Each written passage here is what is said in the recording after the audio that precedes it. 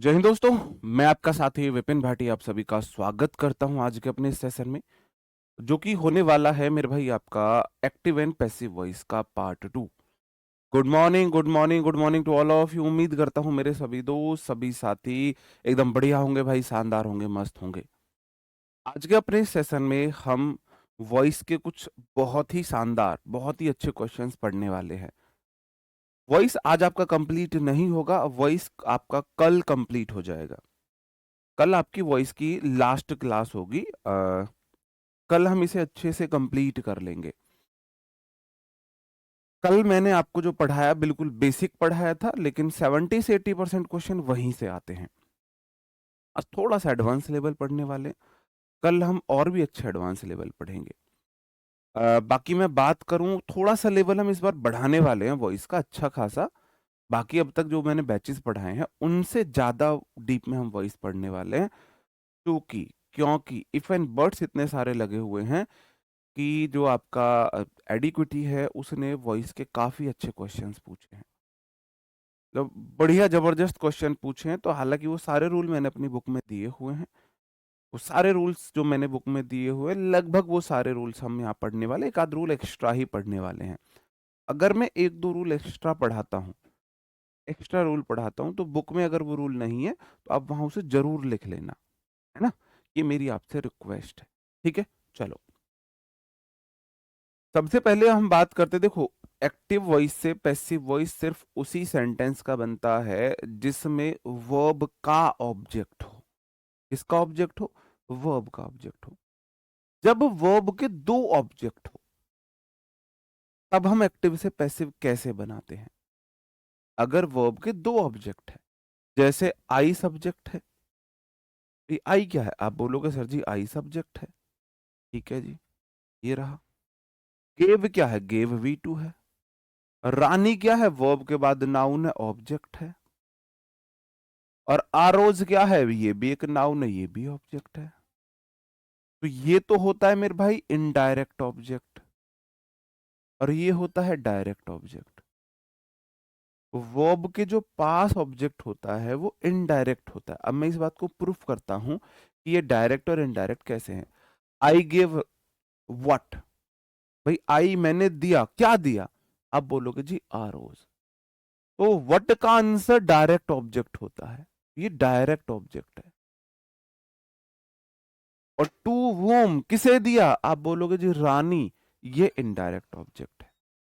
तो ऐसे सेंटेंस को मैं इनडायरेक्ट ऑब्जेक्ट से बनाऊं वो ज्यादा बेहतर है। तो अगर दो ऑब्जेक्ट तो दो तरीके से बनेगा। वर्ब के जितने ऑब्जेक्ट होंगे वॉइस उतने तरीके से बन सकती है। तो पहले मैं बना रहा हूं इनडायरेक्ट ऑब्जेक्ट से। ये ऑब्जेक्ट टू है, ये ऑब्जेक्ट टू है, ये ऑब्जेक्ट वन लिखना, ठीक है। ये इनडायरेक्ट ऑब्जेक्ट है, ये डायरेक्ट ऑब्जेक्ट है। इनडायरेक्ट ऑब्जेक्ट से मैं बना रहा हूं। रानी वॉज गिवन, देखो रानी सब्जेक्ट V2 वाला था तो वॉज लगा दिया, वॉज वर्ग के बाद V3। आर रोज बाई मी, या मैं बनाऊं डायरेक्ट ऑब्जेक्ट से तो आर रोज वॉज V2 उसके अकॉर्डिंग आया। Given to Rani by me, by me हो जाएगा। एक बात याद रखना मेरे भाई, बाई मी हो जाएगा। अगर ऑप्शन में दोनों है, पहली बात तो ऐसा होगा ही नहीं कि ऑप्शन में दोनों आ जाए। अगर ऑप्शन में दोनों है तो प्रायोरिटी मैं इसको दूंगा, इसको प्रायोरिटी दी जाएगी, ऑप्शन वन को दी जाएगी। इनडायरेक्ट ऑब्जेक्ट से बना हुआ पैसिव वॉइस ज्यादा अप्रोप्रिएट है, ठीक है। इसको प्रायोरिटी देंगे, ठीक है। सही ये भी है। चलो, she gave me a beautiful shirt, दो तरीके से बनेगा। I was given a beautiful shirt by her, या a beautiful shirt was given to me by her, दोनों ठीक है। प्रायोरिटी इसको देंगे, सही ये भी है। हम ऑप्शन देख लेंगे ऑप्शन में क्या है, ठीक है। अब मैं इससे कुछ क्वेश्चंस आपसे पूछता हूं। जैसे क्वेश्चन है अ, Rohit told me many truth, many stories, इसका आप मुझे बना के दिखाइए। Rohit told me many stories, या आप करो Rohit tell me, Rohit tells me many stories. जो रोहित है वो मुझे बहुत सारी कहानियां सुनाता है। आप देखोगे सर ये तो वही लॉजिक है, वही रूल है कि रोहित सब्जेक्ट है, टेल्स जो है वर्ब है, मी उसका ऑब्जेक्ट है, ये है, और मैनी स्टोरीज ये भी ऑब्जेक्ट है। ये तो इनडायरेक्ट ऑब्जेक्ट है और ये डायरेक्ट ऑब्जेक्ट है। जब दो ऑब्जेक्ट होंगे तो एक वट का आंसर होगा, एक टू वूम का आंसर होगा। तो जो वट का आंसर है वो डायरेक्ट ऑब्जेक्ट है और टू वूम का आंसर इनडायरेक्ट ऑब्जेक्ट है। तो पहली प्रायोरिटी मैं इनडायरेक्ट ऑब्जेक्ट से बनाऊंगा आई। अब जो टेल्स है वो V5 है तो इजएमआर से बनेगा, आई के साथ एम, वर्ब की third form told, many stories by Rohit, तो ये बन गया। और दूसरा एक तो ये बनेगा और दूसरा बनेगा डायरेक्ट ऑब्जेक्ट से, मैनी स्टोरीज, उसके साथ में इजएमआर से आर लगाऊंगा, are told to me by Rohit. बहुत मुश्किल तो नहीं है मेरे भाई। I am told many stories by Rohit, या Rohit told many stories to me, sorry, many stories are told to me by Rohit. जब मैं डायरेक्ट ऑब्जेक्ट से बनाता हूं तो subject, helping verb, main verb के बाद टू प्लस में आपका जो इनडायरेक्ट ऑब्जेक्ट है उसे लगाता हूं। ठीक है, दो तरीके से बन गया। चलो, दिल्ली पुलिस का फिजिकल दिल्ली में होगा, ऑल इंडिया नहीं होगा। जब एक वर्ब का ऑब्जेक्ट हो और एक प्रेपो का ऑब्जेक्ट हो, मैंने आपको बताया पैसिव वॉइस हमेशा वर्ब के ऑब्जेक्ट की बनती है। ऑब्जेक्ट किसका रहा होगा? वर्ब का। तो प्रेपो के ऑब्जेक्ट हो, एक वर्ब का ऑब्जेक्ट हो, कोई फर्क नहीं पड़ता है क्योंकि एक ही बनेगा इसका। जैसे कि आई सब्जेक्ट है, गेव वर्ब है V2, आ वॉच उसका ऑब्जेक्ट, टू तो प्रेपो आ गया, खुशी तो इस प्रेपो का ऑब्जेक्ट है। वर्ब का तो एक ही ऑब्जेक्ट है, और अगर एक ही ऑब्जेक्ट है तो एक ही पैसिव वॉइस बनेगा। कैसे? सबसे पहले सब्जेक्ट वर्ब ऑब्जेक्ट, आ वॉच, फिर मैं वर्ब लगाऊंगा, V2 है तो आ वॉच के साथ वॉच लगा दूंगा, वॉच, फिर V3 गिवन, टू खुशी,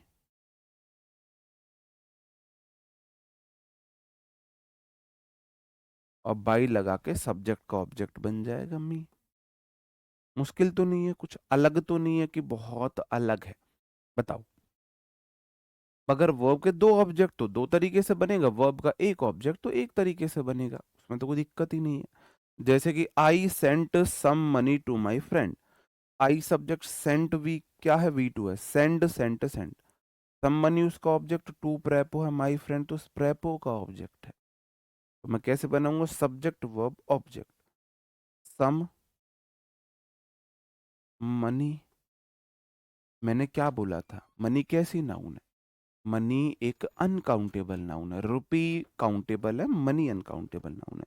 तो सम मनी के साथ में देखो सेंट V2 है तो वॉज लगाऊंगा, was sent to my friend by I का ऑब्जेक्टिव केस मी हो जाएगा। अंडरस्टूड? क्लियर है? कोई बहुत मुश्किल तो नहीं है ना? बस हम जितने टाइप से बनते हैं हर टाइप को बनाना सीखेंगे। एक ये है जब सेंटेंस में अनक्लियर सब्जेक्ट हो, तो वेस्ट पैसिव वॉइस में बाई वूम लगाकर नहीं लिखते। अगर बाई सब्जेक्ट नहीं लिखा हुआ है तो उसे मैं गलत नहीं मानूंगा, अगर ऑप्शन में लिखा हुआ है तो कंसीडर करेंगे। मतलब इतना इसको प्रायोरिटी नहीं देनी है। बात को समझना मैं क्या बोल रहा हूं। People speak Hindi in India, speak क्या है, V1 है। हिंदी क्या है, उसका ऑब्जेक्ट है। और इन इंडिया इनका ऑब्जेक्ट है, प्रेपो का ऑब्जेक्ट है। तो सब्जेक्ट वर्ब ऑब्जेक्ट, ऑब्जेक्ट को बनाऊंगा subject. Hindi is spoken in India, ये इसका सही आंसर है। सब्जेक्ट वर्ब ऑब्जेक्ट, ऑब्जेक्ट को बनाया सब्जेक्ट हिंदी, V1 वाला है इज, V3 इन इंडिया। अब यहां पे मैं क्या बोल रहा हूं, अगर ऑप्शन में बाई पीपल चारों ऑप्शन में दिया है तो ठीक है। अगर दो ऑप्शन आपके सामने है, आप दो ऑप्शन आपके सामने देखना, Hindi is spoken in India, एक तो ये वाला हो गया, ठीक है। और एक हो गया Hindi is spoken in India by people. अगर ये दो ऑप्शन है, अगर दो ऑप्शन है कि भाई Hindi is spoken by India by people नहीं लगा है और एक में लगा दिया है, तो मैं इसे सही मानूंगा। और अगर चारों में ही बाई पीपल लिखा हुआ है, सब में बाई पीपल लिखा हुआ है, तो फिर मैं इस बात को भूल जाऊंगा। मेरा लॉजिक समझना, कहने का मतलब है अनक्लियर सब्जेक्ट को बाई लगा के ऑब्जेक्ट में नहीं बदलते हैं। लेकिन ऑप्शन पे डिपेंड करता है, अगर चारों ऑप्शन में बदला हुआ है तो फिर आप उसे मान लेंगे। कहने का मतलब है जरूरत नहीं है इसकी, लेकिन आ गया है तो आप इसे कंसीडर कर लेना। कहने का मेरा मतलब ये है, ठीक है। They sell toys in this shop, they subject, sell V1 है, टॉयज उसका ऑब्जेक्ट है, इन प्रेप दिस शॉप तो उसका ऑब्जेक्ट है। तो टॉयज सेल V1 है तो इज एम आर आएगा, are sold in this shop. कहने का मेरा मतलब है बाई देम आ भी सकता है, नहीं भी आ सकता, जरूरी नहीं आप बाई देम लगाओ ही लगाओ। अगर ऑप्शन में बाई देम लगा हुआ है तो मान लेना, नहीं लगा हुआ है तो गलत मत मानना। मेरा कहने का मतलब ये है। अब देखो अनक्लियर कैसे हैं भाई, लोग बोला है हिंदी, तो ऐसा कोई डेफिनेट तो नहीं है ना लोगों की बात। अब बोला गया वे ना शॉप में टॉय बेचते हैं, तो आप पता है वे कौन है, क्लियर ही नहीं है वो है कौन, है ना। चलो नीचे क्वेश्चन है, people speak English all over the world. तो पीपल सब्जेक्ट, स्पीक V1 है, इंग्लिश उसका ऑब्जेक्ट है, ऑल ओवर द वर्ल्ड। तो आप बोलोगे जी English is spoken all over the world. By people लगाने की जरूरत नहीं है। अगर ऑप्शन में है, चारों में ही ऑप्शन में बाई पीपल लगा हुआ है, तो फिर आप भूल जाना कि बाई पीपल लगाना है नहीं लगाना। मतलब कहने का मतलब है ये चीज ऑप्शन पे देखनी होती है, चार ऑप्शन में कैसे दिया गया है, ठीक है। कैसे पता चलेगा, people speak English all over the world, जो लोग हैं वो all over the world English बोलते हैं, कौन है वो लोग। ऐसे डेफिनेट नहीं बोला ना, अनक्लियर सी बात है वो ना, खिलौने बेचते, कौन बेचता है भाई, क्लियर नहीं हो रहा है। चलो जैसे ये क्वेश्चन है, one must respect one's teacher. अब ये कौन है वन, वन का मतलब यहाँ प्रत्येक, एवरी वन से, प्रत्येक को ना अपने टीचर की रेस्पेक्ट करनी चाहिए। अब बताओ वो किसके लिए बोला गया है? क्या वो क्लियर हो रहा है, मतलब ये बात बोली गई, प्रत्येक को अपने टीचर की रेस्पेक्ट करनी चाहिए, हर एक को अपने टीचर की रेस्पेक्ट करनी चाहिए। तो वो हर एक कौन है यहाँ पे, क्लियर हुआ नहीं हुआ। अब किसी को ना अपने टीचर की रेस्पेक्ट करनी चाहिए, तो ये क्लियर नहीं हो रहा है। One must respect one's teachers, आप बोलोगे जी subject verb object, teachers must be respected, ये इसका पैसिव वॉइस बन जाएगा। बाई वंस लगा के, one's teacher must be respected, one's भी नहीं लिखोगे, प्रत्येक का टीचर रेस्पेक्ट हो, भाई टीचर रेस्पेक्ट की जानी चाहिए, सिंपल सी बात है, टीचर्स मस्ट बी रेस्पेक्ट, ये तो मैंने करा ही दिया, ठीक है। चलो अब आप ऐसे देख लीजिए, अगर एक्टिव वॉइस में नो बडी या नो वन है तो पैसिव वॉइस में नॉट एनी या एनी लिखेंगे। नो बडी नो वन को नॉट एनी में बदलते हैं, नॉट एनी बडी या नॉट एनी वन में। जैसे no one loves me, no one subject, loves V5 है, मी ऑब्जेक्ट है, तो मी का बना आई, V5 इज एम आर से बनता है am. Not loved by anybody या एनी वन लिख दो, आपकी मर्जी है, एनी बडी लिख दो, एनी वन लिखो या एनी बडी लिखो। नो बडी नो वन को not any buddy any one में बदलते हैं, एनी बडी एनी वन में बदलते हैं, ठीक है, अंडरस्टूड। अगला क्वेश्चन है, जैसे नो बडी टेल्स मी ट्रू स्टोरी, तो नो बडी टेल्स V5 है, मी ट्रू स्टोरीज, तो आई am not told true story by anybody. देखो नो बडी को मैंने नॉट और एनी में बदला है, हेल्पिंग वर्ब के साथ नॉट लगा दिया और बाई लगा के एनीबडी में बदल दिया, अंडरस्टूड, क्लियर है। मैं चाहता हूं ऐसे कुछ क्वेश्चंस मैं आपको बताऊं, जैसे ठीक है,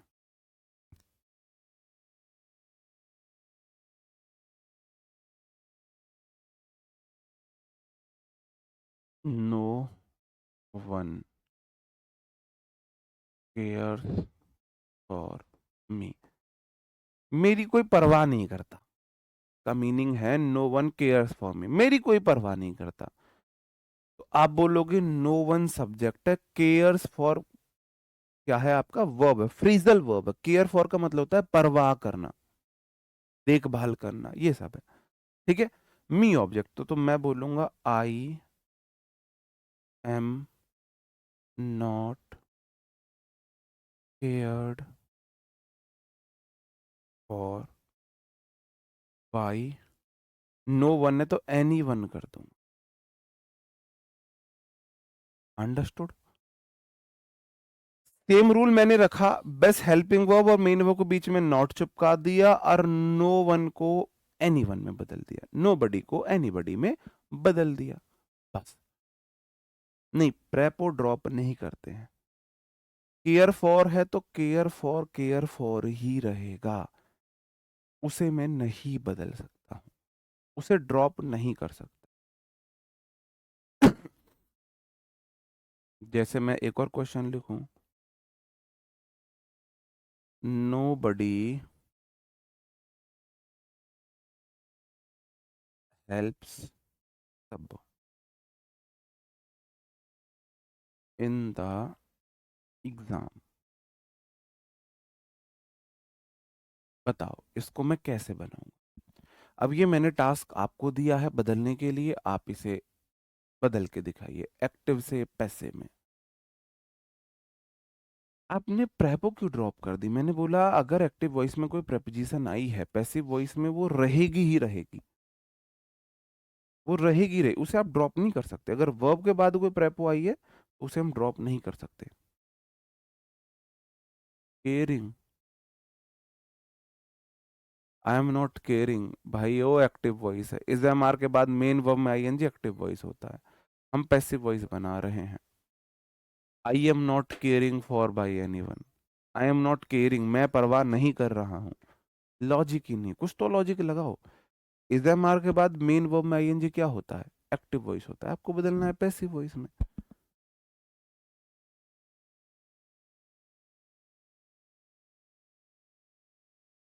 बिल्कुल, बहुत बढ़िया। आप बोलोगे जी नो बडी हेल्प्स सब्बो, तो आप बोलोगे जी सब्बो इज नॉट, नो बडी वाला है तो not helped by any one any buddy in the exam, अब एक चीज देख लेना, ये कोई ऐसे गलत नहीं है, मैंने जानबूझ के ऐसे लिखा है। इन द एग्जाम बाई एनीबडी लिख दूं या बाई एनीबडी लिख दूं, इन द एग्जाम में कोई दिक्कत नहीं है। आप लोगों ने आंसर दिया था कि जी in the exam by anybody, तो इसलिए मैंने जानबूझ के इधर लिखा आपको ये समझाने के लिए कि ज्यादा अप्रोप्रिएट आपका है, लेकिन कई बार ऑप्शन में ऐसा भी देखने को मिल सकता है बाई लगा के ये चीज इधर लिख दे, ये भी पॉसिबल है। तो मैं लिख रहा हूं इट इज ऑल्सो पॉसिबल। इसमें डिपेंड करता है ऑप्शन के ऊपर, चार ऑप्शन कैसे हैं। ठीक है, ओके, चलो अब मैं बात करता हूं हु की। हु से शुरू होने वाले इंटेरोगेटिव सेंटेंस की पैसिव वॉइस दो प्रकार से बनती है। कैसे?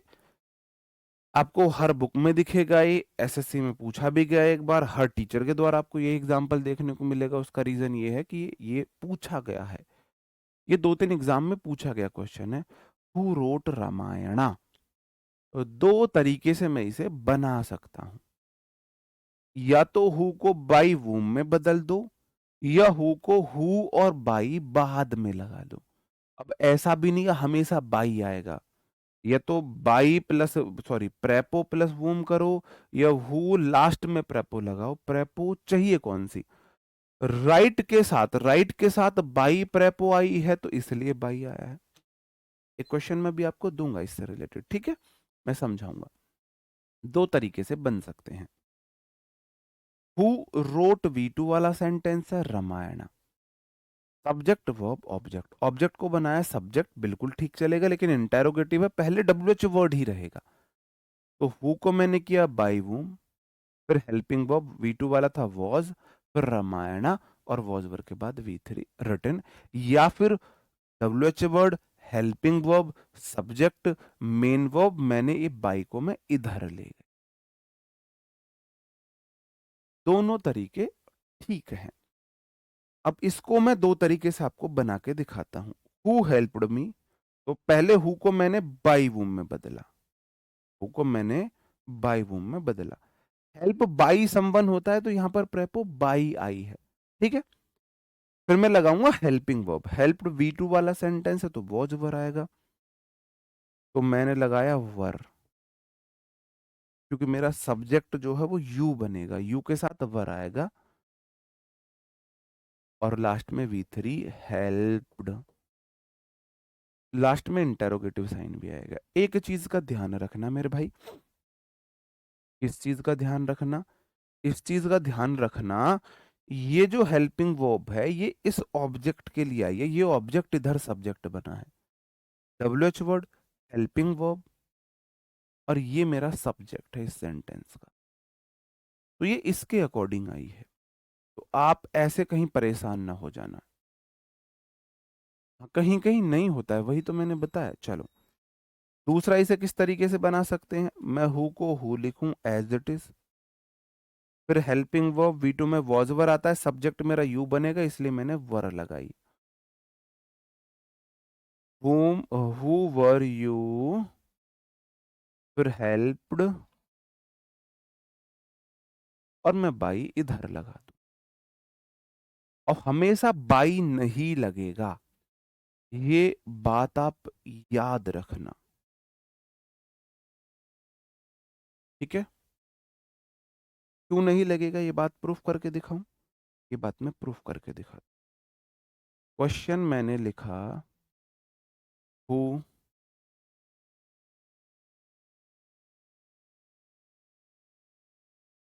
हु नो यू, तुम्हें कौन जानता है। हु नो यू, बताओ इसका बनाओ। Who know you here, who know you here, इसका मुझे आप पैसिव वॉइस बना के दिखाओ। दो तरीके से पैसिव वॉइस बनेगा। कैसे बनेगा? नो के बाद क्या प्रेपो आती है, बताओ। नो अपने साथ बाई प्रेपो नहीं लेता है, नो अपने साथ टू प्रेपो लेता है। He is known to me. बहुत बढ़िया विद्या कुमारी। गुड़िया आप इंस्पेक्टर बनी हुई हो, बिल्कुल सही ट्रैक पर हो, बहुत जल्दी आप इंस्पेक्टर बनने वाली हो गुड़िया, है ना। बस ऐसे ही लगे रहो, इसी उत्साह के साथ पढ़ते रहो गुड़िया, बहुत जल्दी आपका सिलेक्शन होने वाला है। तो मैं दो तरीके से बना सकता हूं, to वूम,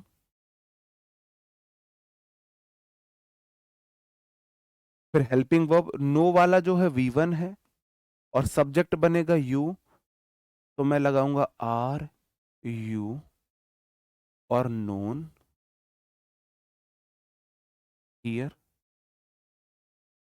to whom are you known here, और दूसरा बनेगा, बस हु लगा दूं as it is, are you known here to, दोनों सही।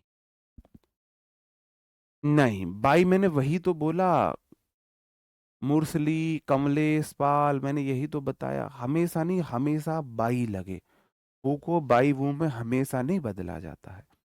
हमें देखना है जो वर्ब है उसके साथ प्रेपो कौन सी आती है। कैसे पता चला, रिटर्न बाई होता है तो मुझे पता लगा इसके साथ तो मैं बाई प्रेपो लगाता हूं। हेल्प्ड बाई होता है, इसके साथ मैं बाई प्रेपो लगाता हूं। तो मुझे ऐसे देखना होगा, रिटर्न बाई होता है, हु रोट दिस लेटर, इसका वो who is cheating them, cheat by someone होता है, तो मोस्टली बाई वाले होते हैं। तो मैंने नोन नहीं किया। इतना तो आप मेरे पक्के स्टूडेंट हो, अब तक समझ जाना चाहिए यार। वर्ड्स पे मत जाया करो, फीलिंग्स पे जाया करो। फीलिंग्स, यहाँ मेरी फीलिंग्स V3 लिखने की हैं, मैंने लिख दिया V1। पता है इसलिए, पता है मैं क्या बोलता हूँ, दुनिया में हर इंसान गलत हो सकता है, आपके माँ बाप गलत नहीं हो सकते। उनके डिसीजन गलत हो सकते हैं, वो गलत नहीं हो सकते। गलत इंसान वो है जिसकी इंटेंशन आपके प्रति गलत है।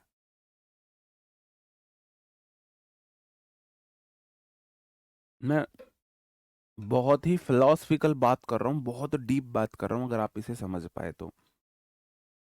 किसी इंसान की मेरे प्रति अच्छी फीलिंग है, उसका मेरे प्रति डिसीजन गलत हो जाए तो वो इंसान गलत नहीं। और किसी इंसान की मेरे प्रति फीलिंग ही गलत है, वो मेरा बुरा ही चाह रहा है, वो इंसान गलत है मेरे लिए।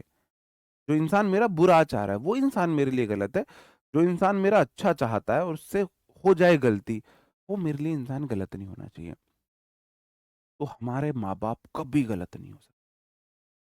आपका कहीं अफेयर चल रहा है, आप कहीं शादी करना चाहते हो, आपको अपने सबसे बड़े दुश्मन अपने माँ बाप लगते हैं, वहां भी आपके माँ बाप गलत नहीं है, क्योंकि उनका इंटेंशन ये है कि आप कहीं सुखी रहो, आपको कोई जॉब वाला लड़का मिले, आप सही घर में जाओ, और सामाजिक दायरे में आपको प्रॉपर इज्जत मिले, उन्हें प्रॉपर इज्जत मिले। जब हम उनकी जगह होंगे तब हमें ये चीज समझ आएगी। आप एसएससी की तैयारी करना चाह रहे हो, माँ बाप बैंकिंग की तैयारी कराना चाह रहे हैं, तो उनकी अंडरस्टैंडिंग ऐसी है, उनको पता, उनको लगता है कि भाई बैंकिंग में कम कंपटीशन है, बैंकिंग में लड़कियों को ज्यादा इज्जत है, तो उनकी इंटेंशन गलत नहीं है आपके प्रति। तो कभी ना जिंदगी में सबको गलत मान लेना, अपने माँ बाप को गलत मत मान, क्योंकि उनकी इंटेंशन गलत नहीं होती। दूसरा, आपका टीचर। इस दुनिया में आपको दो ही ऐसे शख्स मिलेंगे, आपका भाई इंटेंशन गलत हो सकती है, आपसे बेईमानी करना चाह सकता है। आपके दोस्त, अच्छे दोस्त तो मिलना ही बहुत गलत है, उनकी तो इंटेंशन मोस्टली गलत ही होती है। सब चीजें गलत हो सकती हैं, एक माँ बाप और एक टीचर। मेरी इंटेंशन आप लोगों को अच्छा पढ़ाने की, आपको सफल बनाने की है। हो सकता है मेरा कोई डिसीजन गलत हो जाए, इसलिए कभी किसी टीचर को भी गलत मत समझ, है ना। जैसे मैं यहाँ पर, इसलिए मैं बोलता हूँ कभी इंटेंशन पे जाया करो, वर्ड्स पे मत जाया करो, फीलिंग्स पे जाया करो। फीलिंग क्या है, मेरी फीलिंग V3 लिखने की है, V1 लिख दिया तो समझ जाना आगे से। मैं ये बात मैंने इसलिए बताई, मेरे सच्चे स्टूडेंट्स मेरी फीलिंग्स पर जाएंगे, वो मेरे वर्ड्स पर नहीं जाएंगे, मैं लिख क्या रहा हूँ, मेरी फीलिंग इंटेंशन पर जाएंगे, मैं क्या लिखना चाह रहा था। ठीक है। हु रोट दिस लेटर, दो तरीके से, या तो बाई वूम, बाई वूम और रोट V2 है तो V2 में वॉज वर्ब चाहिए, subject verb, this letter object है, ये सब्जेक्ट बनेगा और ये सिंगुलर है, इसलिए मैंने वॉज लगाया। बाय वूम वॉज, देखो WH वर्ड फिर हेल्पिंग वर्ब, अब सब्जेक्ट आएगा ना दिस लेटर, रिटर्न। ठीक है, by whom was this letter return, या फिर हु, बस कुछ नहीं करना, एज इट इज चिपकाओ, who was this letter return, और बाई को यहां से यहां चिपका दो, बस। इजी है, कर लोगे, बताओ। अंडरस्टूड।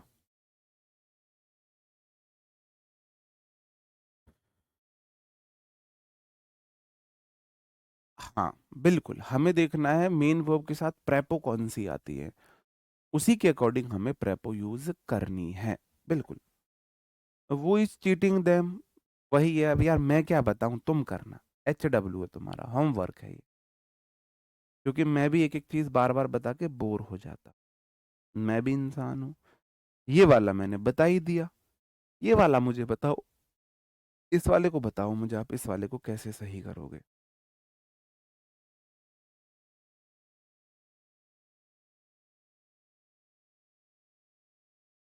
बिल्कुल, इस वाले को बताओ, हु नोज यू, तुम्हें कौन जानता है।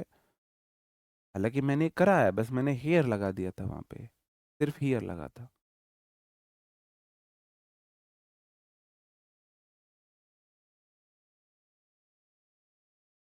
फिर भी मैं देखना चाह रहा हूँ। बहुत बढ़िया, पूरा बनाओ फिर, बहुत बढ़िया, बिल्कुल। नोन बाई समवन नहीं होता, नोन टू समवन होता है, तो आप बोलोगे to whom are you known,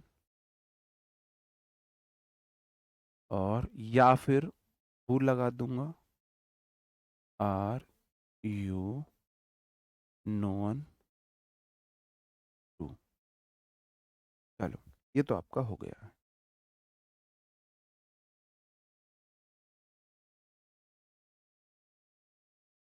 अब देखो, ऑपोजिट भी सेम एज इट इज ही है।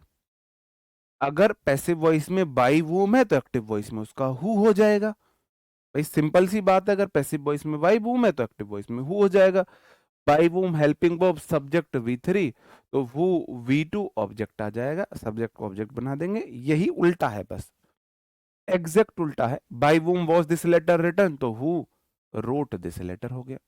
By whom was the work completed, तो आप बोलोगे जी बाई वूम को मैं बनाऊंगा who was the work completed है, तो completed, completed the work. Just opposite है, कुछ नया नहीं करना, बिल्कुल ऑपोजिट है इसका ही। बाई वूम को मैं हु लिखता हूं, वॉज विंडो ब्रोकन, तो मैं ब्रोक लिख दूंगा, V2 लिखूंगा, हु ब्रोक द विंडो।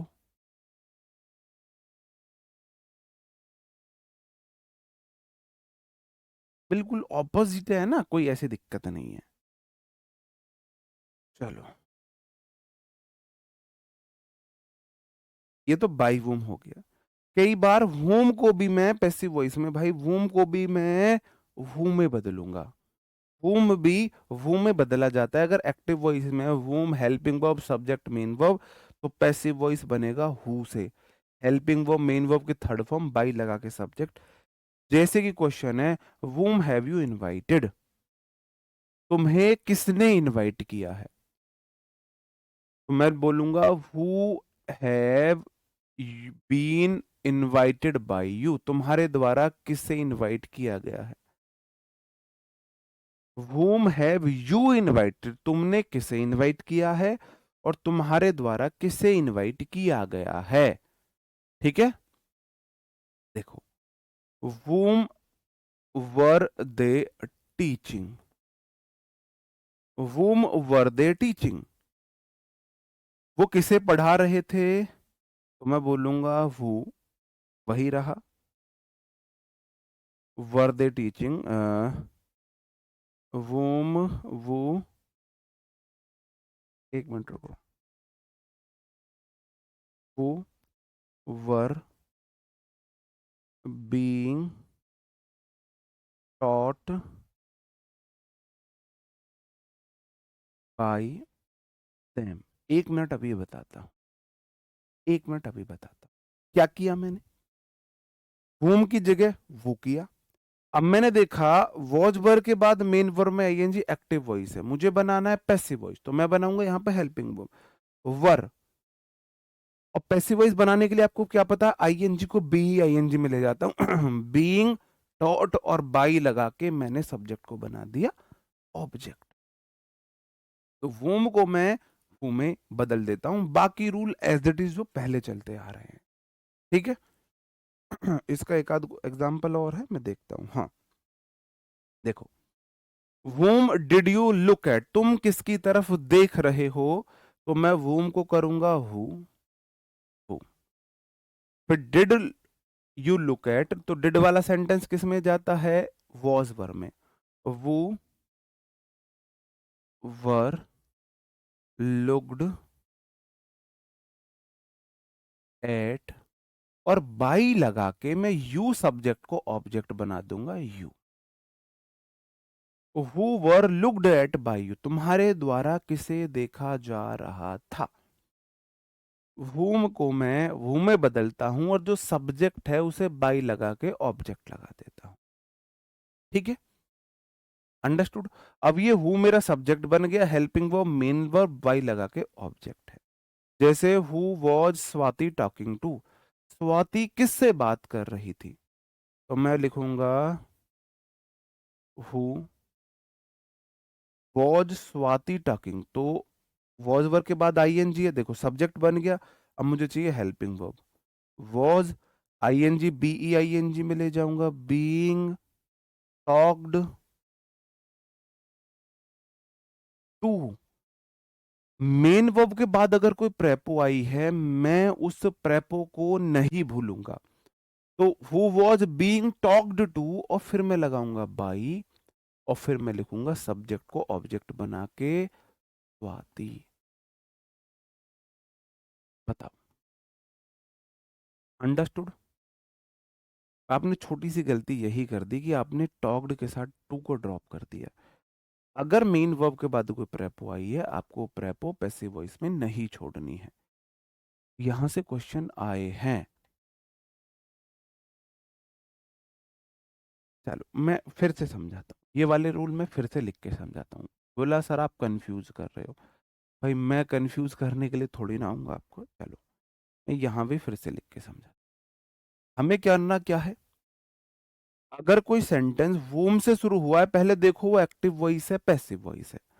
आप बोलोगे जी वॉज वर्ब के बाद मेन वर्ब में आईएनजी, इसका मतलब सेंटेंस एक्टिव वॉइस है कि नहीं है, आप बोलो हाँ जी एक्टिव वॉइस है।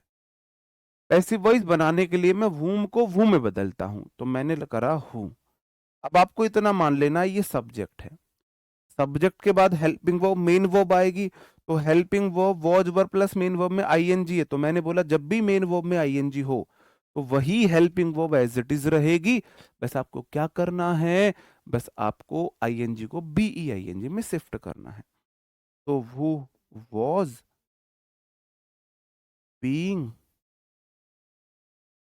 टॉट, भाई सब्जेक्ट हेल्पिंग वर्ब बीइंग और वी3, यही तो हम करते आ रहे थे, हर जगह हम यही तो करते आ रहे थे। और फिर मैंने बाई लगा के जो सब्जेक्ट था उसको मैंने ऑब्जेक्ट बना दिया, दे का मैंने देम कर दिया। अब यहां वर भी आ सकता है, वॉज भी आ सकता है। कैसे, अगर एक इंसान को पढ़ा रहे थे, यहां क्लियर तो नहीं हो रहा, मैं बोल रहा है भाई तुम किसे पढ़ा रहे थे, अगर एक की बात है वो ऑप्शन देखना पड़ेगा, तो वॉज आएगा, और अगर एक से ज्यादा की बात है तो वर आ जाएगा, वर आ जाएगा। भाई तुम किसे पढ़ा रहे थे, हो सकता है तुम एक बच्चे को पढ़ा रहे हो। अब ये पूछा जाए तुम किसे पढ़ा रहे थे, कौन सी क्लास को पढ़ा रहे थे, है ना, क्यों होगा वर। हु सब्जेक्ट है, क्लियर ही नहीं हो रहा हु सिंगुलर है प्लूरल, तो वॉज भी आ सकता है, ऐसा नहीं है वर ही आएगा। तो मैं ऑब्लिक में लगा देता हूं वर भी, बस। मतलब कुएं के मेंढक मत बनो, थोड़ा सा वाइड एरिया में सोचो कि भाई वॉज भी आ सकता है, वर भी आ सकता है। भाई यहां बोला जा रहा है वोम वर दे टीचिंग, वो किसे पढ़ा रहे थे या उनके द्वारा किसे पढ़ाया जा रहा था, तो वो किसे जो है एक व्यक्ति भी हो सकता है, ठीक है। हाँ जी, नहीं वो प्लूरल भी हो सकता है। मैंने बोला हु, डिड के बाद वी वन, आप सबको पता चला सर जी एक्टिव वॉइस है। अगर मुझे पैसिव वॉइस बनानी है तो मैं whom को बदलूंगा हु में। मुझे सब्जेक्ट मिल गया, अब मुझे कुछ नहीं करना, मुझे वही helping verb as it is उतार देनी है। आपको पता है डिड वाला वॉज वर में जाता है, तो whom did you look at, तो who was looked, was verb के बाद V three, at by you. अगर एक व्यक्ति है तो वॉज एक से ज्यादा है तो वर भी आ सकता है, वो ऑप्शन पर डिपेंड करता है, ठीक है। चलो, यही मेरा ऑब्जेक्ट है, ये मेरा ऑब्जेक्ट है, इसमें मैं इसे सब्जेक्ट बना देता हूं। वूम वॉज स्वाति टॉकिंग टू, तो आप बोलोगे जी वूम को तो मैं वो बनाऊंगा। अब वॉज के बाद मेन वर्ब में आईएनजी सेंटेंस, इसका मतलब एक्टिव वॉइस था। और पैसिव वॉइस में बनाने के लिए मैं क्या करता हूं, सब्जेक्ट मुझे मिल गया हेल्पिंग वर्ब, तो वॉज बीइंग आईएनजी को बी आईएनजी में ले जाऊंगा, और वॉज वर्ब के बाद वी थ्री लगाऊंगा, टॉक्ड, टू को टू लगाऊंगा, इट लगाऊंगा, और बाई बाती। अब आप बोलो सर जी वर क्यों नहीं आ सकता, अगर स्वाति एक से ज्यादा से बात करी आजकल के जमाने की है तो भाई फिर वर भी आ जाएगा, है ना, वर भी आ जाएगा। Understood, okay. अब मैंने 2 बार समझा दिया आपको, उम्मीद है समझ गए होंगे। बाकी डब्ल्यूएच फैमिली वाले जो हैं वो एज इट इज वन से, उनसे कोई फर्क होता नहीं है। बाकी जो डब्ल्यूएच फैमिली वाले होते हैं उनमें कोई फर्क नहीं होता है, हु और वूम ही बदले जाते हैं। हु को बाय वूम में बदलते हैं और वूम को वू में बदलते हैं, बाकी सब में कोई अंतर नहीं आता है। कैसे, अगर कोई सेंटेंस व्हाट हाउ इन सब से शुरू हुआ तो वो एज इट इज उनसे ही शुरू होगा। वाई वाला डिड वाला सेंटेंस है, मतलब कि वी टू वाला सेंटेंस है, वॉज वर से बनेगा,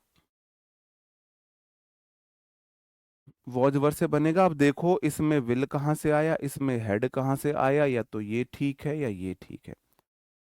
अब पहले डब्ल्यू एच वर्ड है तो फिर हेल्पिंग वर्ब आएगा ना, फिर सब्जेक्ट आएगा, इसलिए ऑप्शन सी सही है, ये सी है, ऑप्शन ए भी गलत हो जाए। अंडरस्टूड मेरे भाई, वो ऑप्शन में आपको एक मिलेगा, वो ऑप्शन में आपको एक मिलेगा, ऑप्शन से पता चल जाएगा।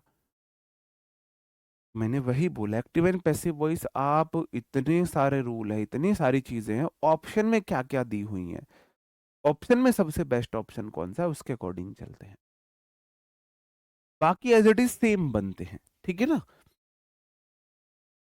बाकी डब्ल्यू एच वर्ड वाले सेम बनते हैं। वो अम्यूज्ड यू, तो अम्यूज्ड वाला जो है ये वी टू वाला सेंटेंस है, वी टू से बनेगा, तो व्हाट अम्यूज्ड यू, नहीं, बाय व्हाट आर, आप बोलोगे जी देखो हैव नहीं हो सकता, इतना तो आप लॉजिक लगाओगे। वी टू वाला सेंटेंस वॉज वर्ड से बनेगा तो आर नहीं हो सकता, आर नहीं हो सकता, हैव नहीं हो सकता, एकमात्र ऑप्शन है।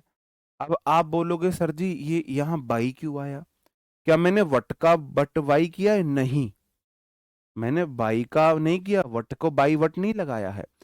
जो अम्यूज्ड है ना, ये पैसिव वॉइस में अपने साथ एट प्रेपो लेता ही लेता है, अम्यूज्ड अपने साथ में एट प्रेपो लेता है। ये रूल आप आगे पढ़ोगे, आज ही क्लास में पढ़ाऊंगा वरना कल पढ़ाऊंगा, कि कुछ वर्ड्स हैं जो एक्टिव वॉइस में प्रेपो ले ना ले, पैसिव वॉइस में प्रेपोजिशन लेते हैं अपने साथ, ये वो बाई प्रेपो नहीं लेते हैं, और प्रेपो अपने साथ लेते हैं, ठीक है।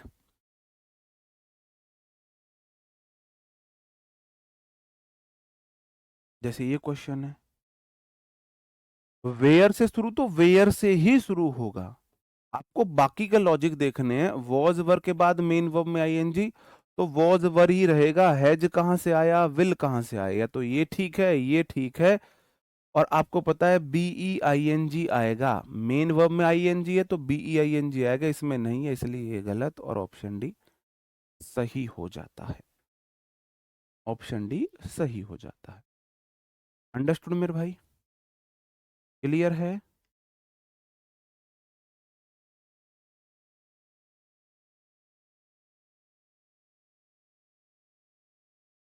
बताओ, आगे बढ़ूं? और क्वेश्चन देख लीजिए, ये सारे प्रीवियस ईयर में आए हुए क्वेश्चन है। व्हाट अम्यूज्ड यू बिल्कुल ठीक है, क्यों सही नहीं है? वाई से शुरू हुआ तो वाई से ही शुरू होगा। अब इजएमआर के बाद मेन वर्ब में आईएनजी, मतलब इजएमआर तो आएगा ही आएगा, इजएमआर तो आएगा ही आएगा। यहां पर आर है, यहां पर इज है, यहां पर आर है, यहां पर इज है। डब्ल्यूएच वर्ड के तुरंत बाद हेल्पिंग वर्ब आती है, सब्जेक्ट नहीं आता है, तो ये वाले दोनों गलत हो गए। अब या तो ये ठीक है या ये ठीक है। अ ह्यू एंड क्राई, अब ह्यू एंड क्राई शोर शराबा अनकाउंटेबल है, उसके साथ आर नहीं आता है, इज आता है। हेल्पिंग वर्ब, सब्जेक्ट, फिर मेन वर्ब, ऑप्शन बी सही है। ह्यू एंड क्राई का मतलब होता है शोर शराबा, ये सब चीजें। और जब दो अनकाउंटेबल नाउन एंड से जुड़े, मतलब जहां पेयर आ जाए। ह्यू एंड क्राई पेयर में चलने वाली चीजें हैं। पेयर हमेशा क्या होता है, सिंगुलर होता है, बेशक एंड से जुड़ा हो। ये मैंने आपको सब्जेक्ट वर्ब एग्रीमेंट में पढ़ाया हुआ है। और क्वेश्चन से ले लीजिए। वाई से शुरू हुआ तो वाई वाला वाई से ही शुरू होगा। अब सबसे पहले लॉजिक देख लो, डब्ल्यू एच वर्ड के तुरंत बाद हेल्पिंग वर्ब आती है, इसमें तो सब्जेक्ट आ गया, ये तो गलत हो गया। डिड वाला सेंटेंस व्हाट वॉज वर्ड से बनता है, इसमें भी वॉज है, इसमें भी वॉज है, इसमें भी वॉज है। अब वाई डिड योर फादर, तो यहां सब्जेक्ट है। Why did your father refuse to give the money to you, तो why was your father refused, नहीं, तो सब्जेक्ट योर फादर तो हो ही नहीं सकता। Why was the money refuse to be given, to be given, to give को to be given, option C ठीक है। अब यह थोड़ा सा मिश्रण आ गया किसका, इन्फिनेटिव का। टू प्लस वी वन को to plus be plus V three में बदला जाता है, ये इन्फिनेटिव होता है, उसका रूल आ गया। और इन्फिनेटिव 5 तरीके से बनते हैं, मैं आगे उन्हें पढ़ाने वाला हूं, है ना। कई बार ऐसी चीजें होती हैं, देखो, तो डब्ल्यूएच वाला रूल भी लगा, डब्ल्यूएच वाला रूल भी लगा, और इन्फिनेटिव वाला भी आ गया, तो इन्फिनेटिव वाला मैं आपको आगे पढ़ाने वाला हूँ। 5 तरीके से इन्फिनेटिव से क्वेश्चन आ सकते हैं, एक्टिव एंड पैसिव वॉइस से। और एडिक्विटी ने बहुत सारे पूछे हैं, पांचों टाइप में आपको पढ़ाने वाला हूँ, ठीक है। तो ये चीज अगर आपको यहाँ पे क्लियर नहीं हो रही है, टू बी गिवन क्यों हुआ, तो ये आगे हो जाएगा जब मैं आपको इन्फिनेटिव पढ़ाऊंगा। क्लियर है? डब्ल्यूएच वाला वर्ड डब्ल्यूएच वर्ड से ही शुरू होगा। अब डू डज वाला सेंटेंस इज एम आर से जाता है, हैज कहां से आया, वॉज कहां से आया, पहले सब्जेक्ट कहां से आया, पहले हेल्पिंग वर्ब आएगी इज, ऑप्शन सी सही हो गया। अंडरस्टूड? इतना इनफ है डब्ल्यूएच वर्ड समझने के लिए।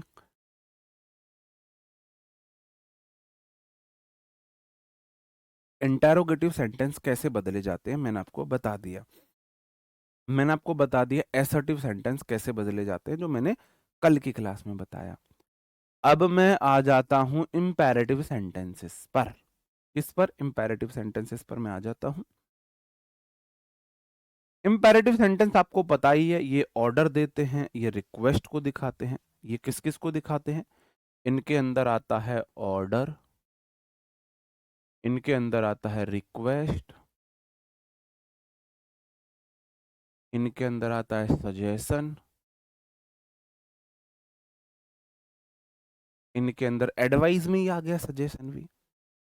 ऑर्डर, रिक्वेस्ट, सजेशन, ये सब हो जाएगा, ठीक है। लेट वाले भी बताएंगे, सब बताएंगे।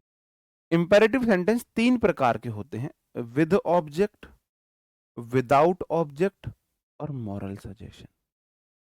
विदाउट ऑब्जेक्ट में ऑब्जेक्ट हिडन होता है,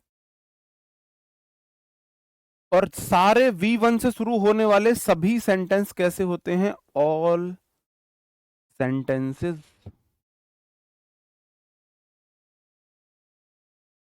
that start with V1 are imperative. ऐसे सभी सेंटेंस जो V1 से शुरू होते हैं इंपेरेटिव होते हैं। तो सबसे पहले हम बात करते हैं विद ऑब्जेक्ट की। विद ऑब्जेक्ट को मैं दो तरीके से बना सकता हूं, दो तरीके से। एक तो लेट से बना सकता हूं और एक you are ordered, requested, suggested, लेकिन हमेशा दो तरीके से नहीं बनेंगी।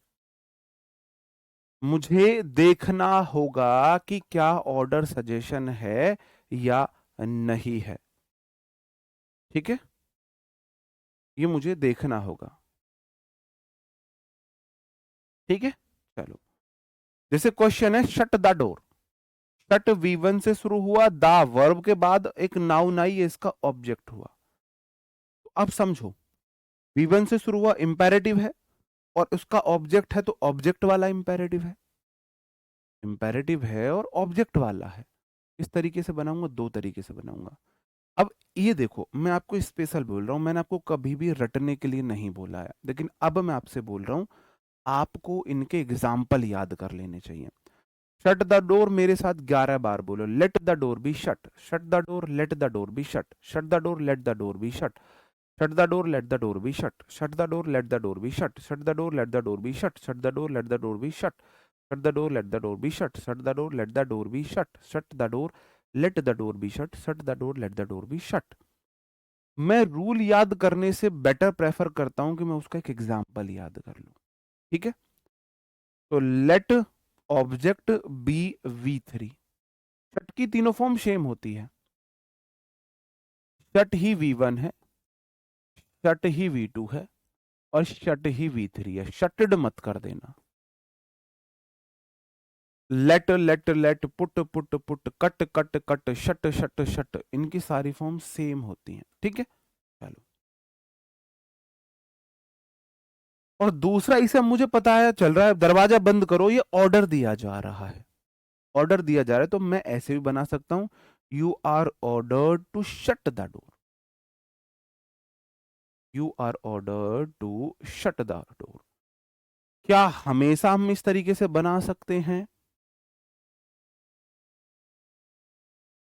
You are ordered, you are requested, you are forbidden, इस तरीके से। फॉरबिडन वाले को बनाते हैं डोंट वाले को। डोंट वाला या तो फॉरबिडन से बना है या लेट नॉट से बनता है। अभी और एग्जांपल है, मैं आपके सामने रखता हूं, मैं यहां पर नहीं है तो मैं अपनी तरफ से बना देता हूं। मैंने बोला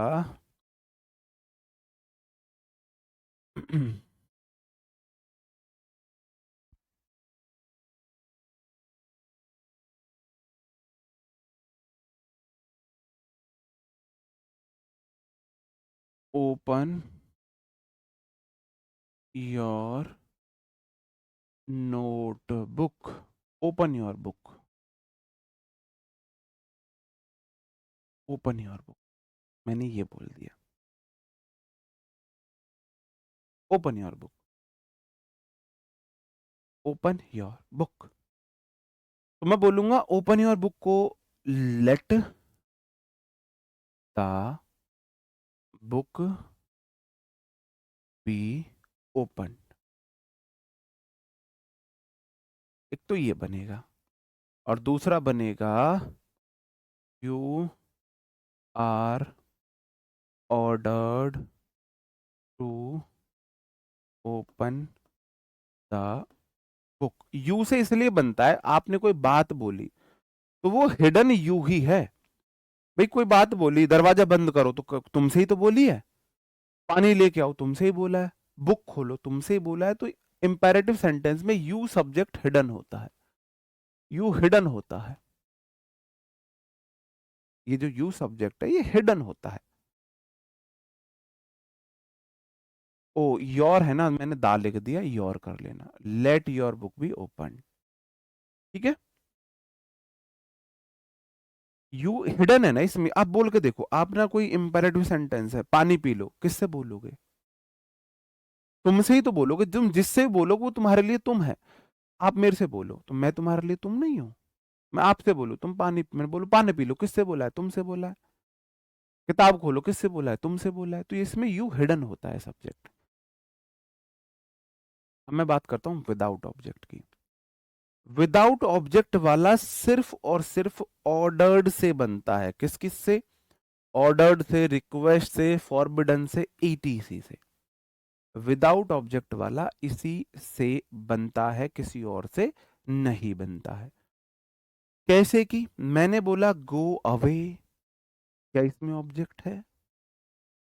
गो सब्जेक्ट है, अवे एडवर्ब है। दूर चले जाओ मेरी नजरों से, चले जाओ यहां से, गो अवे। तो यहां साफ साफ ऑर्डर दिया गया। अब वो मेरे को सेंस से समझना है। ऑर्डर दी है, रिक्वेस्ट की है, सजेशन किया है, क्या किया है? Switch on the radio, let the radio be switch on. ठीक है। तो you are order to go away, ये इसी से बनता है। You are ordered, you are requested, forbidden, etc से। जो विदाउट ऑब्जेक्ट वाले हैं वो इसी से बनते हैं। ठीक है।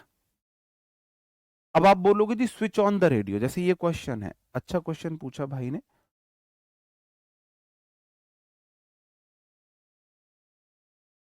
स्विच ऑन द रेडियो, ये आप मुझे बताओ, ये ऑब्जेक्ट वाला है विदाउट ऑब्जेक्ट वाला है? बताओ। ऑब्जेक्ट वाला है विदाउट ऑब्जेक्ट वाला है? आप बोलोगे सर जी विदाउट ऑब्जेक्ट नहीं है, ऑब्जेक्ट वाला है। यहां स्विच ऑन एक फ्रेजल वर्ब है।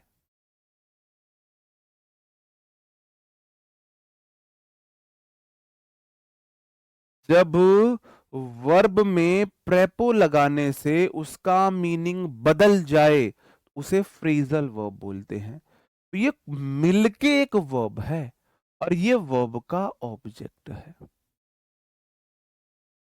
ये इस वर्ब का ऑब्जेक्ट। तो स्विच का मतलब तो बदलना होता है, स्विच ऑन का मतलब बदलना तो नहीं है। स्विच ऑन का मतलब है ऑन करना, है ना? स्विच ऑफ द टीवी, अब टीवी को बदल थोड़ी ना रहे हो। स्विच ऑफ का मतलब है बंद करना, स्विच ऑन का मतलब है चालू करना, चालू करना।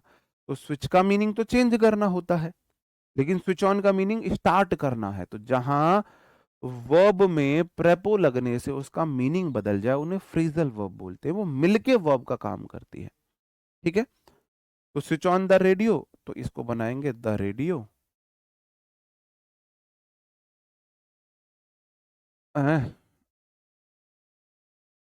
Late the radio be switch on, let से बनाएंगे ना, let the radio be switch.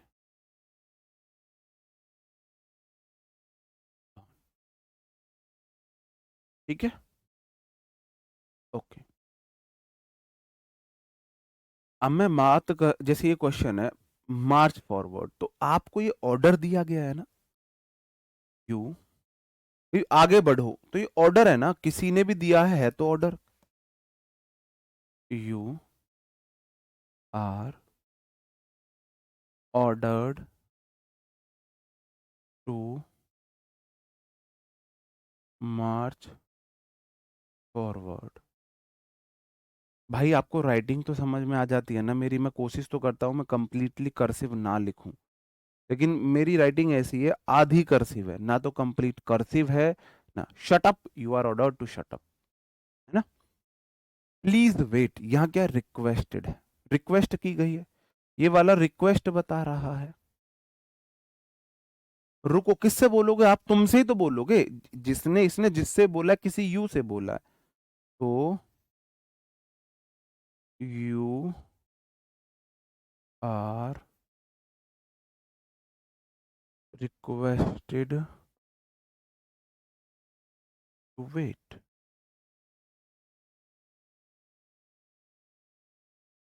You are requested to wait. Understood? Radio चालू कर दो, इसमें कहीं रिक्वेस्ट आपको दिखी? रिक्वेस्ट का पता लगता है प्लीज से या काइंडली से। मैं लिख देता हूं यहां पर, आपको वरना कंफ्यूजन होगा। तो मैं जहां पर ये आ रहा है, तो रिक्वेस्ट जो पता लगता है वो या तो पता चलता है प्लीज से या काइंडली से। इन दो, अगर ये दो वर्ड आते हैं तो आप समझ जाना कि वहां पर जो है क्या है, रिक्वेस्ट की गई है।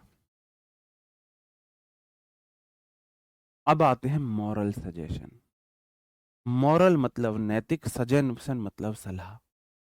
नैतिक सलाह वाले ये होते तो ऑब्जेक्ट वाले हैं, लेकिन इन्हें आप लेट से नहीं बना सकते।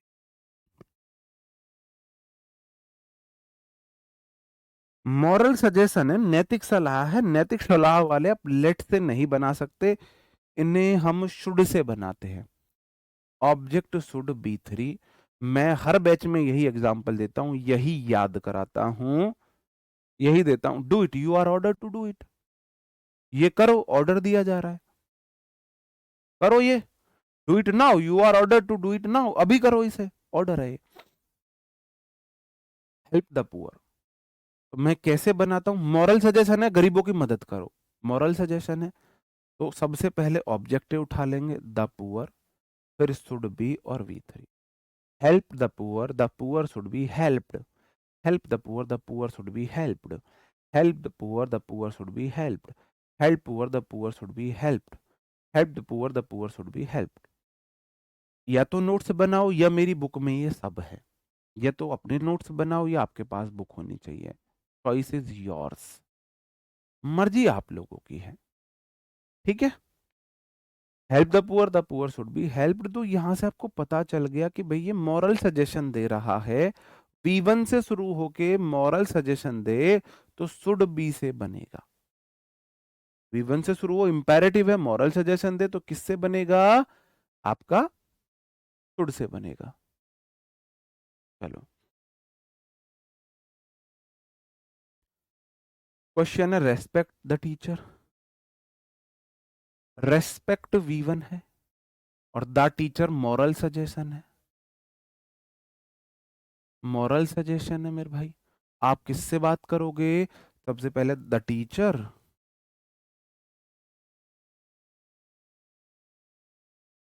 Should be respected. बताओ मेरे भाई। कीप योर सराउंडिंग क्लीन, अपने आसपास की चीजों को साफ रखो। अपने आसपास की चीजों को साफ रखो। अब अपने आसपास की चीजों को साफ रखना, ये तो एक मॉरल सजेशन है। तो आप बोलोगे कीप योर सराउंडिंग क्लीन, तो मैं बोलूंगा कीप योर सराउंडिंग, मेरा सब्जेक्ट है, your surrounding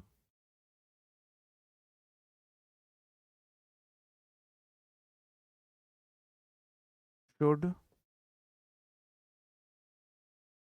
be kept clean.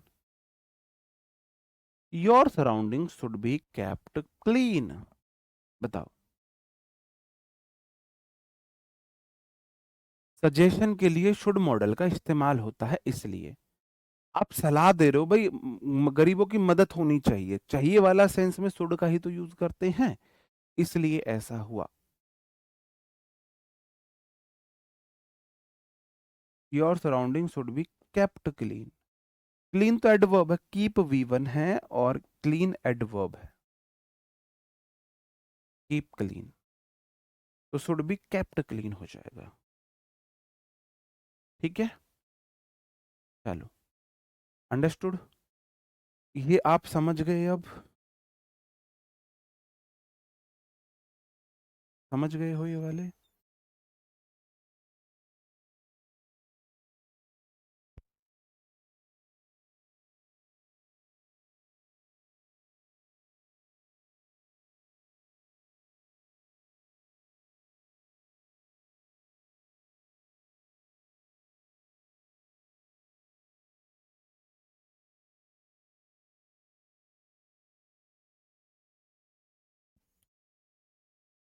बताओ भाई, क्लियर है? ये सब चीजें क्लियर है? आगे बढ़ूं? Save the water, love your motherland, इनके आप मुझे बताएंगे आंसर, इनके आंसर आप मुझे बताएंगे।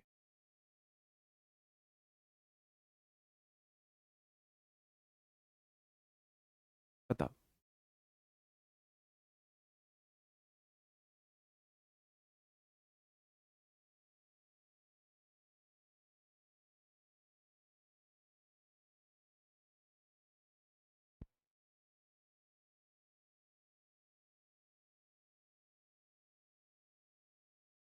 बहुत बढ़िया। भाई पानी बचाओ, मॉरल सजेशन, आप बोलोगे the water should be saved.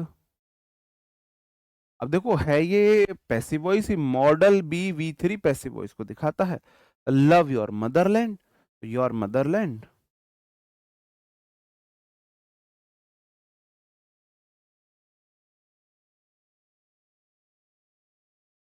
Should be loved, अपनी जो मातृभूमि उससे प्यार करो, मॉरल सजेशन है। अंडरस्टूड? इजी है। मैं अब तीनों टाइप आपको बता दूं। मैंने यहाँ पर आपको ये इम्पेरेटिव सेंटेंस पढ़ाए। जो विद ऑब्जेक्ट है वो या तो बनते हैं लेट से, let plus object plus be plus V3 से, या फिर बनते हैं यू आर प्लस हमारी जो कौन सी वर्ब हैं, जो कुछ इंपेरेटिव वर्ब होती हैं, ऑर्डर्ड या रिक्वेस्टेड, इन सब से बनते हैं। विदाउट ऑब्जेक्ट सीधा सीधा बनते हैं यू आर ऑर्डर्ड, या फिर बनेगा रिक्वेस्टेड से या फॉरबिडन से, ETC से। और मॉरल सजेशन वाले बनते हैं object plus should plus be plus V3 से।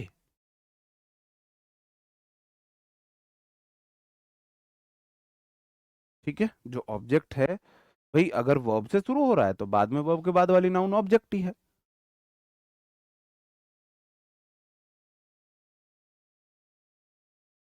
अब मैं देख लेता हूँ, क्लीन एडजेक्टिव एडवर्ब दोनों हो सकते हैं, हो सकता है मैं अभी देख लेता हूँ।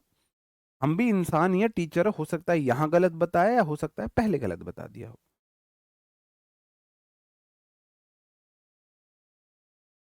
कीप क्लीन बोलेंगे तो एडवर्ब बनना चाहिए।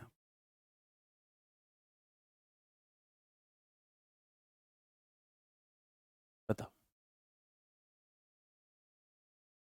ओके, चलो।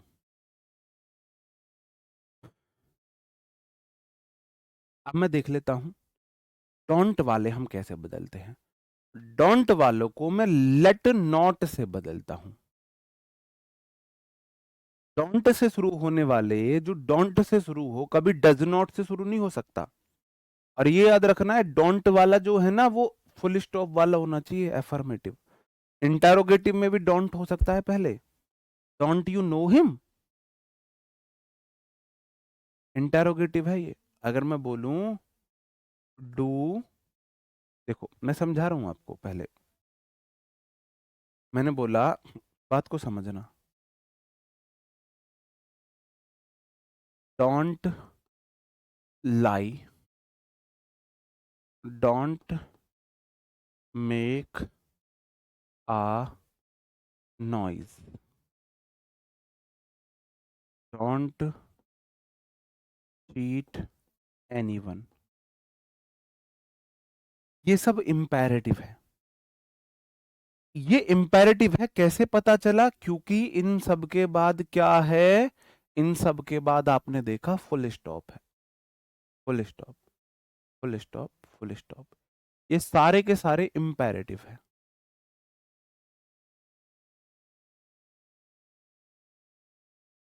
अगर मैं यहां पर लिख दूं do you not know him, ये इंटेरोगेटिव है। इस सेंटेंस को मैं ऐसे भी लिख सकता हूं, डोंट यू नो हिम। देखो, या तो नॉट को मेन वर्ब से पहले लगा सकते हैं या हेल्पिंग वर्ब के साथ चिपका के लगा सकते हैं, दोनों ठीक है, दोनों सही है। तो आपको याद रखना चाहिए हमेशा डोंट वाला इंपेरेटिव नहीं होता है, आपको देखना है कहीं ऐसा तो ना हुआ इंटेरोगेटिव है, तो ये वाला डोंट इंटेरोगेटिव है।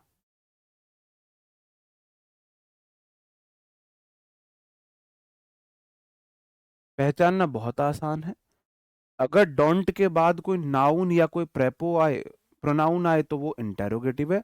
अगर डोंट के बाद तुरंत एक वर्ब आती है तो वो इंपेरेटिव है। ठीक है, हाँ। वो बनाने के अलग तरीके, डोंट वाले को हम कई तरीके से बना सकते हैं। ठीक है, जैसे क्वेश्चन है don't open the door, don't open the door, इसको मैंने बना दिया, मैं लेट से बता रहा हूं पहले आपको, let the door not be open. Don't को मैंने लेट में बदला, फिर मैंने ऑब्जेक्ट लिया, फिर नॉट लगाया, फिर बी लगाया, फिर V3 लगाया। डोंट मेक अ नॉइज, तो सबसे पहले मैंने लेटर लिखा, फिर मेरा जो नॉइज है वो मेरा ऑब्जेक्ट है, लेट नॉइज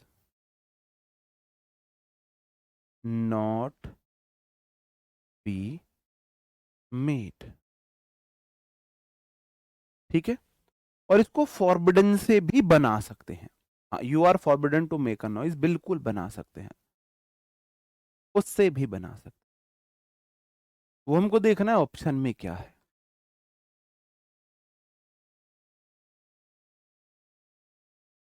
बिल्कुल बना सकते हैं इसे, मैं लिख देता हूं वरना आप फिर कंफ्यूज हो गए। यू आर फॉरबिडन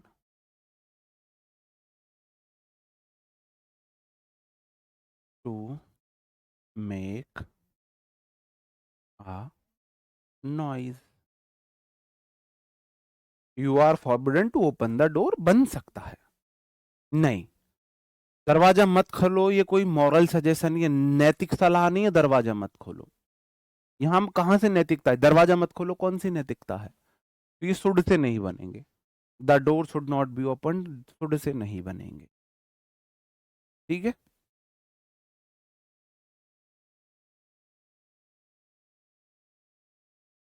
क्लियर है, ये सब आप बना लोगे, इन सबको आप बना लोगे, क्योंकि मैं चाहता हूं कल हमारा ये एक्टिव एंड पैसिव वॉइस खत्म हो जाए।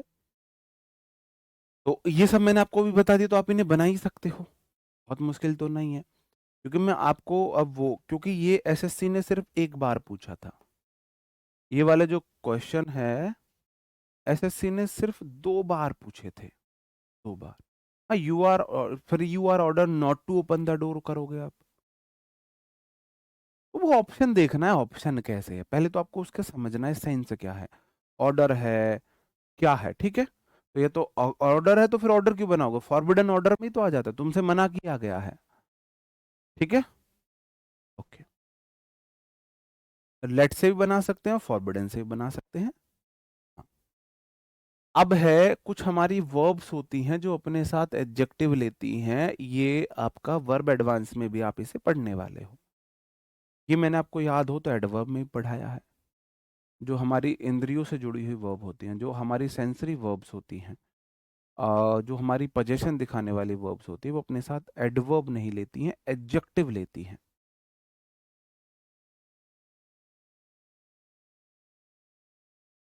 एसएससी में कौन सी हिंदी आती है यार, देखो ये मुझे बड़ा इलॉजिकल लगा तुम्हारा, हमने, आप हमारा वो बैच जाके देखो, जो हमने बैच लॉन्च किया, तो हमने बोला है एसएससी के exam CGL, CHSL, CPO, steno, MTS, इन सब के लिए हमने ये बैच निकाला, इन सब में कहाँ से इंग्लिश हिंदी आ गई, मतलब दुख इस बात का होता है हम अपना वादा पूरी तरह करें और स्टूडेंट हमारे वादे करने के बावजूद हमें ब्लेम करें, हमें ब्लेम करें। ये वो वाली बात हो रही है कि पाकिस्तानी सीज फायर करो और पाकिस्तानी फिर रोना रोए। आप ही हमको ब्लेम लगा रहे हो और हम ही बुरा बोल रहे हो। ब्लेम भी आप करो और बुरा भी हमें बोलो। अगर एक बार कहीं भी ये बोला हो कि भाई आपको हिंदी दे दी जाएगी, तो फिर हिंदी दी जाएगी। अंकित सर के शब्द पत्थर की लकीर है, पत्थर पे खींची हुई लकीर। अगर उन्होंने एक बार बोला हो हिंदी मिलेगी, एक भी अगर ऐसे एग्जाम का नाम लिखा हो जिसमें हिंदी आती है, तो हिंदी देंगे फिर वो। अब बेकार में क्यों ऐसी बातें करते हो, मुझे ये समझ नहीं आ रहा है। चलो, जितनी भी मेरी वर्ब्स होती हैं जो किसको दिखाती हैं, हमारे इंद्रियों से संबंधित होती हैं। हाँ बिल्कुल भाई, फ्रेजल वर्ब, हाँ जी। और वोकैब, जब अगर आपके पास टाइम है तो आप प्लीज, मैंने जो हमारा पिछला नायक बैच हुआ उसमें यूट्यूब पर कराई हुई है, आप वहां से कर लो, आपको फायदा होगा। मैं यहाँ कराऊंगा, मैं ये नहीं बोल रहा मैं यहाँ नहीं कराऊंगा, मैं यहाँ कराऊंगा। ठीक है, तो जीडी अंकित सर ने वहां लिखा, और आप जीडी की तैयारी इस बैच से करोगे? पागल हो, महामूर्ख हो आप, महामूर्ख। आपने जीडी का लेवल देखा है? आप 4 गुना लेवल पढ़ रहे हो। अगर आपका टारगेट सिर्फ जीडी है, आपको इस बैच से नहीं पढ़ना चाहिए, नहीं पढ़ना चाहिए इस बैच से।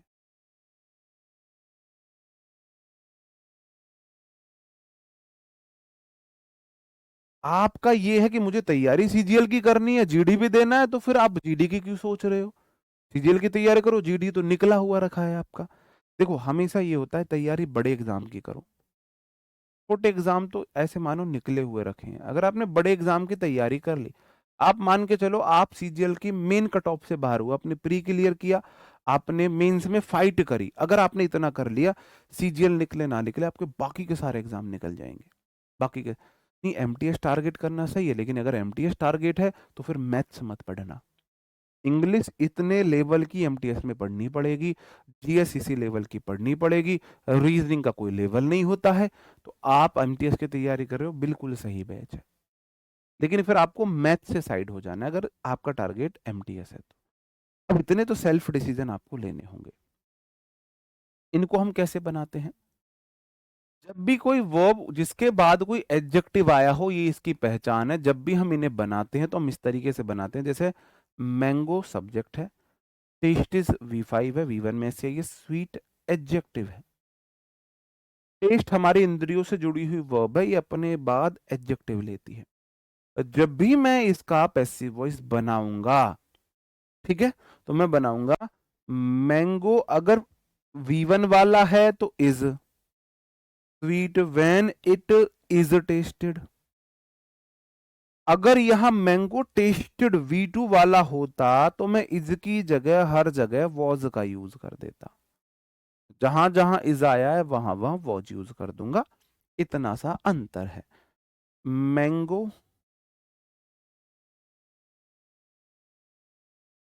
Was sweet when it was tested. एक चीज को हमेशा याद रखना, आपको एसएससी की तैयारी करनी, एग्जाम सारे देने, ये है स्मार्ट वर्क, स्मार्ट स्टडी। आपका टारगेट जीडी है, पढ़ सीजीएल बैच से रहो, तो ये है फुलिशनेस, मूर्खता, ये मूर्खता है। क्योंकि आप सीजीएल बैच से जीडी की तैयारी करोगे, आपने 4 गुना लेवल पढ़ लिया, उससे आप सिर्फ कंफ्यूज हुए हो। आपने जब इजी रास्ते से आप निकल सकते तो आपने तो कठिन रास्ता क्यों चुना है? बता, है ना? ये बात आप याद रखना। मैं ये नहीं बोल रहा जीडी के एग्जाम इस वैसे मत दो, मेरी बात फिर से समझो। जैसे मैं आपसे बोलूं कि मैं अपनी बताऊं, मेरा CHSL, MTS, CPO, CGL, ASM और यूपी टीचर, दिल्ली टीचर, ये सारे एग्जाम, DSSB और सुपर टेट, ये सारे एग्जाम निकले। DSSB की मुझे फुल फॉर्म नहीं पता थी। यूपी जो सुपर टेट होता है उसमें हिंदी आती है, मुझे बहुत अच्छी नहीं आती। पेडागोजी की मुझे स्पेलिंग भी ढंग से नहीं पता थी। मतलब कुछ नहीं पता था। मैंने सिर्फ सीजीएल की तैयारी करी थी, और सीजीएल में स्टार्टिंग में मैंने थोड़ा सा स्ट्रगल किया था, कुछ लक बोल दो, कुछ क्या बोल दो। पहले बार पेपर देने बैठा, गलत सीट पे बैठ गया, पेपर ही चेक नहीं हुआ। दूसरी बार पेपर देने बैठा तो जो फेवरेट सब्जेक्ट था थोड़ा सा वो ऊपर नीचे हो गया, और जो मेरा डिस्क्रिप्टिव था उसमें मुझे नंबर मिले 40 नंबर मिले थे 100 में से, डिस्क्रिप्टिव ऐसे राइटिंग में। उस वजह से मेरा सिलेक्शन रुक गया था पहली 2 बार में। लेकिन मैं पहली बार में ही मेंस के लिए फाइट कर गया था। बाकी एग्जाम मैंने सिर्फ दिए हैं, मैंने सिर्फ दिए थे बाकी एग्जाम। बाकी एग्जाम अपने आप निकले हैं। मैंने तैयारी नहीं करी थी रेलवे एसएम की, मैंने नहीं करी थी तैयारी। मैंने सुपर टेट की तैयारी नहीं करी थी। बस मैंने 15 दिन हिंदी पढ़ ली थी अंकित सर से, यूट्यूब पे। तब उनका चैनल शुरू हुआ ही हुआ था हमारे आरडब्ल्यू, तो मैंने आरडब्ल्यू से उनसे हिंदी पढ़ ली थी बस। बाकी सब मेरी सीजीएल वाले सब्जेक्ट थे। जीएस वही, इंग्लिश वही, मैथ्स वही, रीजनिंग वही, साइंस वही, सब कुछ वही था। तो वही बात मैं आपसे बोलता हूँ मेरे भाई, या तो तुम्हारा टारगेट जीडी है तो फिर जीडी बैच से पढ़ो। और अगर तुम्हारा टारगेट जीडी मतलब ऐसे कोई फिक्स टारगेट नहीं है, टारगेट गवर्नमेंट जॉब है, तो सीजीएल की तैयारी करो, एग्जाम सारे दो। ठीक है, एग्जाम सारे दो, 100% निकलेंगे आपके स्टेट एग्जाम। मतलब बेसिकली होता क्या है ना, सब्जेक्ट तैयार करना होता है, और इस सीजीएल बैच में आपको सब्जेक्ट बहुत अच्छे लेवल का पढ़ाया जा रहा है। तो बहुत अच्छे लेवल के पढ़ाने में ये फायदा होता है कि जो बाकी के एग्जाम, आपके स्टेट एग्जाम हुए, बाकी के एग्जाम में वो लेवल नहीं पूछा जाता है, तो आप उन लेवल के लिए तैयार हो जाते हो, उन लेवल के लिए तैयार हो जाते हो। तो मैं फिर से बोलूंगा, तैयारी सिर्फ सीजीएल की करो, एग्जाम सारे दो। आपका कोई स्टेट एग्जाम हो वो आपको देना, एग्जाम सारे दो, जिसके लिए आप एलिजिबल हो, सारे एग्जाम देने हैं। ये कसम मत खा लेना नहीं मैं सीजीएल से अलग कोई फॉर्म ही नहीं भरूंगा, ये कसम मत खाना मेरे भाई। ये आपकी बहुत बड़ी गलती होगी, बहुत बड़ी गलती होगी। ठीक है, चलो। द क्लॉथ स्मेल्ट फाउल, जो कपड़ा है उससे गंदी बदबू आ रही है। स्मेल्ट V2 है, तो मैं बोलूंगा the cloth is foul when, sorry was आएगा ना, वॉज V2 है, was foul when it was smelt, when it was smelt. ठीक है, सीजीएल में हाइट मैटर नहीं करती है ये बेचारी हाइट की मारी हुई गुड़िया है। बहना डर मत, सीजीएल में हाइट मैटर नहीं करती है। क्या करें, इंडिया में आजकल लड़कियों की जो हाइट है वो 5 के आसपास घूम गई है, क्या करें बेचारी है। द सॉन्ग साउंड्स काकोफोनस, काकोफोनस का मतलब है बहुत कर्षक आवाज है। काको, काको जो रूट वर्ड होता है, काको का मीनिंग होता है बैड, बैड। आप बोलोगे this song is cacophonous when it is sound, when it is sounded. ठीक है, द सरफेस फील्स स्मूथ, आप बोलोगे the surface is smooth when it is felt, when it is felt. Surface smooth है जब उसे touch किया जाता है। ठीक है, इस तरीके से हम बनाते हैं।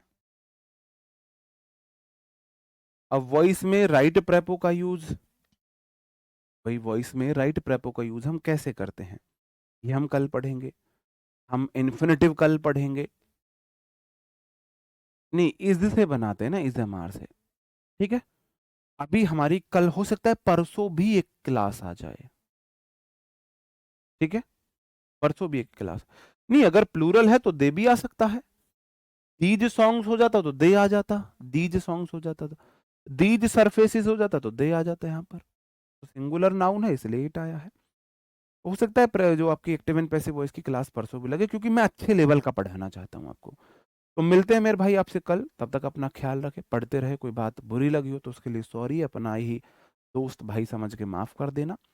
मिलते हैं कल, तब तक के लिए bye bye, thank you, take care, जय हिंद दोस्तों।